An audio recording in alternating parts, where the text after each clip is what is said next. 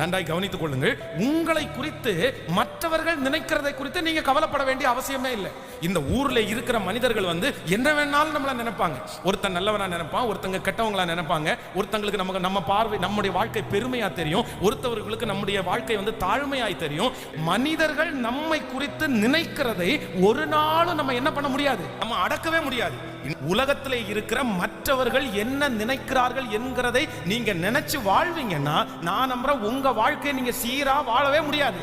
உங்களை குறித்து மனிதர்கள் யோசிக்கிற யோசனையின்படி நீங்க நடக்கணும்னு நினைச்சீங்க அப்படின்னா நீங்க யாரையும் திருப்திப்படுத்தவும் முடியாது, யாருடைய யோசனையின்படியும் நடக்க முடியாது. மிக முக்கியமான ஒன்று என்னன்னா, உங்களை குறித்து நீங்க யோசிக்கிறதுல ரொம்ப கவனமா இருக்கணும். உங்களை குறித்து மற்றவங்க தப்பா யோசிக்கிறது பரவாயில்ல, ஆனா உங்களை குறித்து நீங்க தப்பா யோசிக்க கூடாது. நம்மை குறித்து நாம் எப்படி நினைக்கிறோமோ அதுதான் நம்முடைய வாழ்க்கையினுடைய பெரிய வெற்றி. ஆமென் சொல்லுங்கள்.